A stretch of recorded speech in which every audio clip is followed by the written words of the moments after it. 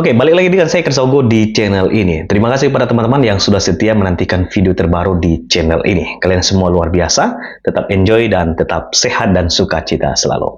Ya, di kesempatan ini saya akan mengajak kita menyaksikan video dari Ustadz Kainama ya. Saya mendapat video ini, dia menjelaskan soal Tritunggal. Jadi Ustadz Kainama ketika membahas doktrin Trinitas, dia berpikir itu dapat dijelaskan dengan materi matematika. Di dalam pikiran Ustadz Kainama dipikir orang Kristen itu percaya bahwa ada 3 Tuhan. Itu omong kosong. Orang Kristen percaya bahwa Allah itu Esa. Allah Bapa, Allah Anak, Allah Roh Kudus itu memiliki 3 pribadi, tetapi hakikatnya sama sebagai Allah yang sejati. Jadi ketiga pribadi tersebut bisa dibedakan, tetapi tidak dapat dipisahkan.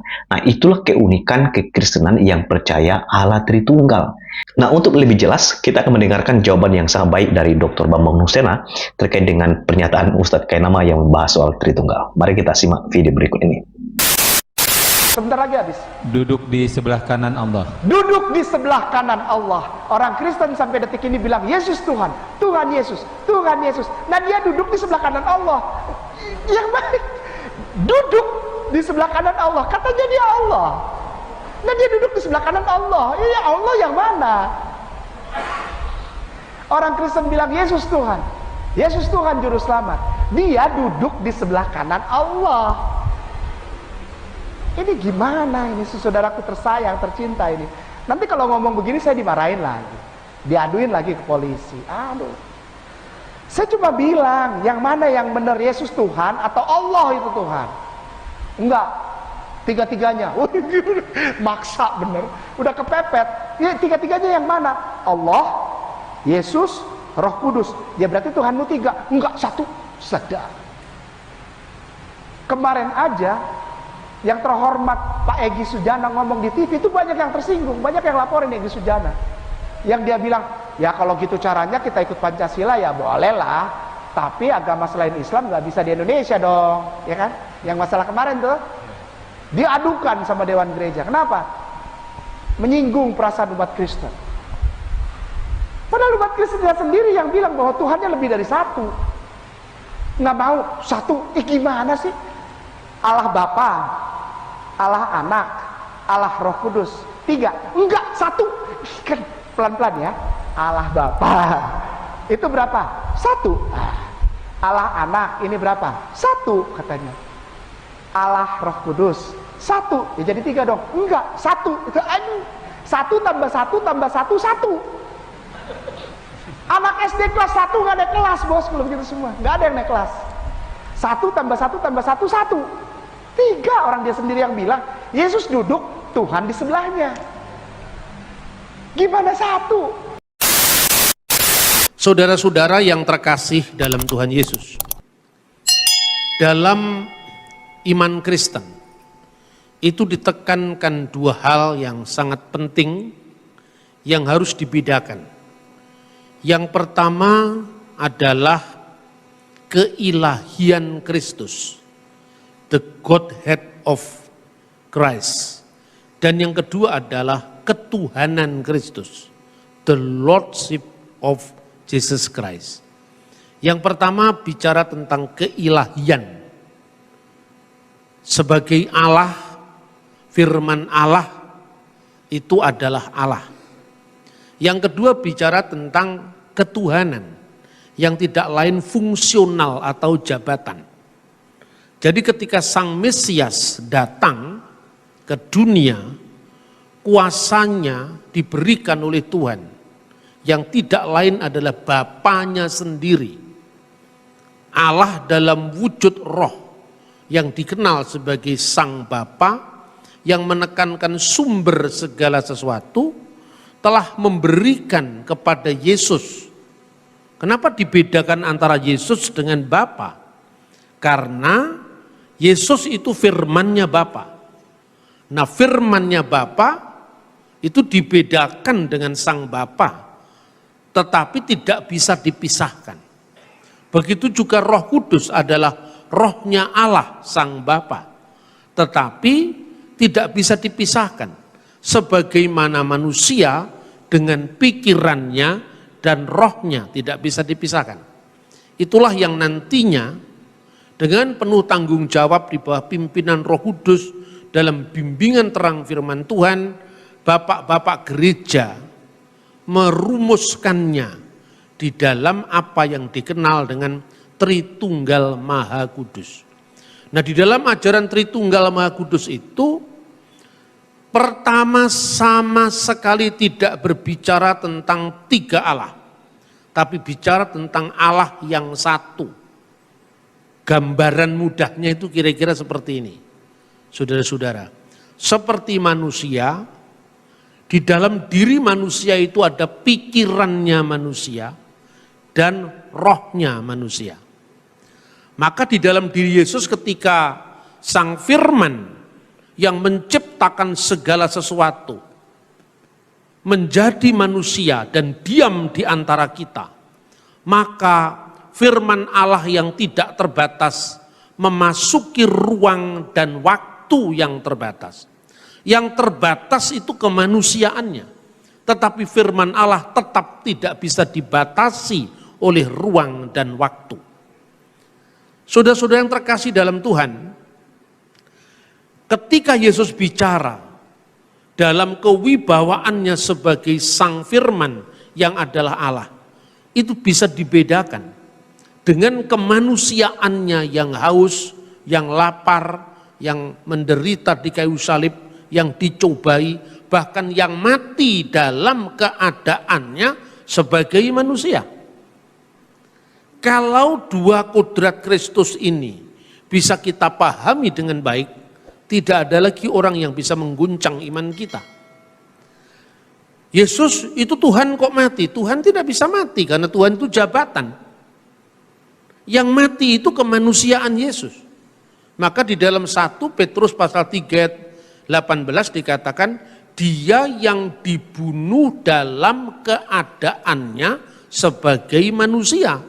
Jadi kemanusiaan itu yang mati, Allah tidak bisa mati. Karena Allah itu roh. Tuhan tidak bisa mati karena Tuhan itu jabatan. Lalu apa bedanya? Ketika Yesus menyampaikan misalnya dengan penuh wibawa, anakku dosamu sudah diampuni. Itu bicara dalam wibawanya sebagai firman Sang Penebus sendiri yang membebaskan manusia dari dosa-dosa. Tetapi ketika dia mengatakan aku haus, itu dalam kemanusiaannya. Loh, kok bisa disandang oleh satu orang yang dikenal dengan Yesus Kristus, Pak? Kenapa tidak? Anda bisa membedakan ketika Jenderal Sudirman memimpin perang gerilya. Angkat senjata, serang dan pertahankan perbatasan kota Jogja misalnya. Yang mengatakan ini mulutnya Jenderal Sudirman. Tetapi kejendralannya dengan kesudirmannya kan tidak bisa dilepaskan. Tapi seandainya Sudirman tidak berpangkat jenderal, tidak ada orang yang menghiraukan. Pangkatmu apa nyuruh-nyuruh saya panggul senjata, kan? Karena dalam diri Sudirman itu melekat dengan kejendralannya, maka dia dihiraukan orang. Tapi ketika di rumah dia mengatakan kepada istrinya agar dia dibikinkan kopi susu, itu kan karena Sudirmannya. Sebab tanpa berpangkat jenderal pun istrinya akan membuatkan kopi susu untuk dia. Dari sosok yang sama, kemanusiaan Pak Dirman itu, di dalam dirinya ada kuasa kejeneralannya. Tidak bisa dipisahkan, tapi bisa dibedakan. Itu mudahnya untuk memahami. Nah, saudara-saudara yang terkasih, Allah berfirman bahwa duduklah kamu di sebelah kananku. Dan itu bukan orang Kristen yang ngarang-ngarang. Itu berasal dari kitab Mazmur. Maka ketika Yesus menyampaikan ungkapan-ungkapan sebagai Sang Mesias, itu bisa dibedakan kemanusiaannya dan juga otoritasnya sebagai Tuhan.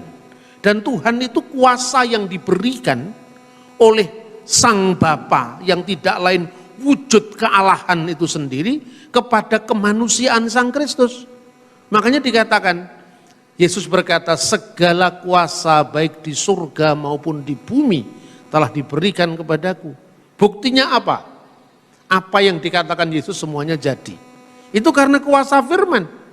Anakku, dosamu sudah diampuni. Apa manusia biasa mengampuni dosa? Ya kan?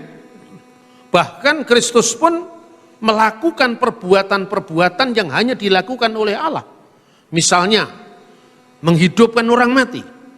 Kuasa untuk mematikan dan menghidupkan itu hanya dari Tuhan. Menghakimi pada saat akhir zaman. Kuasa penghakiman itu kuasa ketuhanan. Bukan karena Yesus bisa menghidupkan orang mati dia disebut Tuhan. Sebab Tuhan pun bisa mengizinkan ya nabi-nabinya untuk melakukan hal yang sama. Tetapi atas izinnya Tuhan. Untuk Kristus ya bukan karena dia menghidupkan orang mati dia diangkat katanya. Jadi Tuhan tidak, karena memang dia Tuhan. Makanya kuasa menghidupkan orang mati, kuasa kebangkitan itu melekat pada dirinya. Jadi yang pertama tentang keilahian itu merujuk kepada tadi yang tadi pagi saya sampaikan. Sebagai firman Allah yang adalah Allah.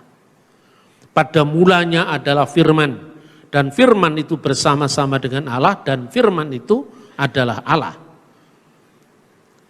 Pada mulanya itu tidak dibatasi oleh ruang dan zaman, ruang dan waktu. Karena dia tidak terbatas. Dia yang ada, yang sudah ada, dan yang akan datang. Wehu hayah, wehu huweh, wehu yihye batif arah. Itu doa Yahudi. Allah yang sudah ada, yang akan seterusnya ada. Jadi tidak pernah suatu waktu atau sedetik waktu atau sekejap pandangan pun Allah pernah tidak ada. Allah selalu ada. Karena Allah itu hidup karena Roh Kudusnya. Dan Allah itu berkuasa karena firman-Nya, maka juga tidak pernah ada waktu di mana Allah ada tanpa firman dan tanpa rohnya. Itulah yang disebut Tritunggal. Gampangannya, kalau Allah tidak ada firman, bagaimana Allah bisa menciptakan alam semesta? Bagaimana Allah bisa menitahkan yehi or wa yehi or, jadilah terang, maka terang itu jadi. Itu karena kuasa firman yang ada dalam dirinya. Bagaimana Allah bisa hidup dan menyalurkan kehidupannya kalau dalam dirinya tidak ada roh yang menjadi sumber hidupnya. Jadi orang hanya mengatakan Allah itu hidup, Allah itu maha perkasa, Allah maha hidup, Allah maha mendengar, Allah maha melihat. Melihat, mendengar, hidup itu karena apa? Yang pertama, melihat, mendengar itu cirinya orang hidup. Karena kalau tidak hidup, tidak mendengar, tidak melihat. Tapi mendengar, melihat yang adalah ciri kehidupan. Orang hidup atau yang hidup itu karena ada sumber hidup. Dan sumber hidup itulah yang disebut Ruah HaKodes, roh yang kudus. Roh kudus Allah. Dan itu bukan karangan perjanjian baru. Anda membaca kitab Torah, di situ ada Allah, firman Allah, roh Allah. Bereshit bara Elohim et hasamayim ve et saaret. Pada mulanya Allah menciptakan langit dan bumi. Di sini ada kata Elohim. VH aret dan bumi itu hayyetah tohu wabohu. Bumi itu kosong, belum berbentuk. Dan kegelapan vehosek alfeneteho menutupi samudra raya. Viruah Elohim dan roh Allah merakefet alfenehamayim, melayang-layang di atas permukaan air. Artinya menyalurkan hidup kepada ciptaan yang dalam proses pembentukan tadi. Lalu wayomer Elohim, dan berfirmanlah Elohim, berfirmanlah Allah, yehi or wa yehi or, jadilah terang, maka terang itu jadi. Jadi Elohim menciptakan alam semesta ini dengan rohnya dan firmannya. Ini Tritunggal. Bahwa kemudian orang Yahudi tidak mengakui Tritunggal, itu urusannya dia. Yahudi dan Kristen itu kan berbagi kitab suci yang sama. Kekristenan dulunya adalah orang-orang Yahudi yang tercerahkan karena kedatangan Sang Mesias. Jadi setajam apapun perbedaan Yahudi dengan Kristen, itu perbedaan tafsir, bukan perbedaan kitab suci. Karena kitab sucinya masih sama. Itu saudara-saudara yang berbicara tentang keilahian Kristus. Ya, kiranya video ini boleh memberikan edukasi bagi kita semua. Tuhan memberkati. Shalom.